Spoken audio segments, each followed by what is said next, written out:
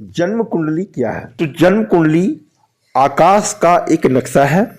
जिस समय किसी भी बच्चे का जातक का जन्म होता है उस समय आकाश पर जो जो ग्रह जहां जहां जिस स्थिति में होते हैं उन्हें बैठे बैठे एक कागज पर लिखकर नक्शा को तैयार कर लेते हैं, उसे ही हम जन्म कुंडली कहते हैं।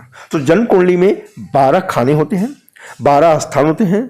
12 खाने को ही स्थान कहिए या भाव कहिए या जगह कहिए, 12 भाव 12 जगह, जो भी कहना है आप कह सकते हैं। तो 12 भाव होते हैं।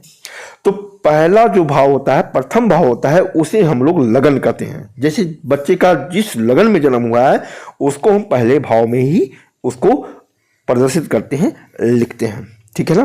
तो इस तरह से भाव 12 होते हैं और राशि भी 12 होती है और ग्रह जो होते हैं वो 9 होते हैं। बस इन्हीं चीज से कुंडली का निर्माण होता है। इसी से भूत भविष्य सभी चीजों के बारे में जानकारी प्राप्त होती है। आप यह देख रहे होंगे कि प्रथम जो लगन लिखा है यह प्रथम भाव हो गया। आप देख रहे होंगे द्वितीय भाव, तृतीय भाव, चतुर्थ, पंचम, षष्ठी, सप्तम भाव, अष्टम भाव, नवम भाव, दसम भाव, एकादश भाव और द्वादश भाव। यदि किसी बच्चे का जन्म मेष लगन में हुआ है, मेष राशि में हुआ है, तो वहाँ प्रथम भाव मेष का नंबर क्या हो गया? आपको हर राशियों की संख्या को जरूर याद कर लेना होगा। जैसे आप इसको नोट भी कर लें और इसे हमेशा देखते रहेंगे तो आपको याद भी हो जाएगी।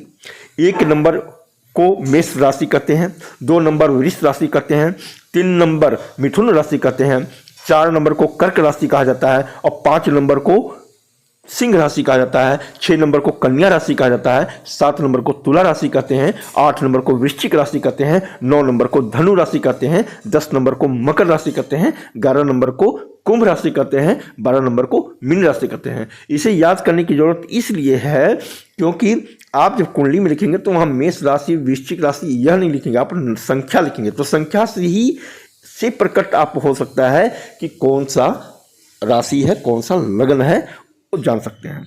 तो आपका मान लीजिए कि किसी बच्चे का जन्म मेष लगन में हुआ है तो हम प्रथम भाव से स्टार्ट करेंगे, वहाँ से 1 2 3 4 संख्या लिखेंगे। लेकिन अगर किसी का बच्चे का जन्म वृष लगन में हुआ तो वृष की संख्या 2 होती है, तो हम प्रथम भाव में 2 लिखेंगे, फिर आगे 3 4 5 6 7 इस तरह से जाएगा, ठीक है ना। आप बिल्कुल अच्छी तरह से देखते जाएं, आपको सब समझ में आने लगेगा। अगर किसी जातक का मिथुन लगन हुआ है तो प्रथम भाव में 3 लिखेंगे, फिर 4 5 6 7 8 9 इस तरह से चलता चला जाएगा, ठीक है।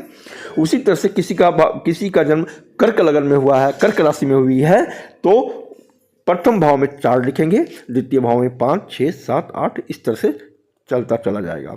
उसी तरह से अगर किसी का सिंह लगन में हुआ तो सिंह की संख्या 5 है तो हम लगन में 5 लिखेंगे और उसी तरह से क्रमबद्ध 6 7 8 9 10 इस तरह से 12 भाव में संख्या को लिख देंगे। तो इसी तरह से आपका किसी का तुला में हुआ तो लगन में सप्तम हो जाएगा, किसी का वृश्चिक हुआ है तो अष्टम हो जाएगा, 8 नंबर से स्टार्ट होगी, शुरू होगी, है ना।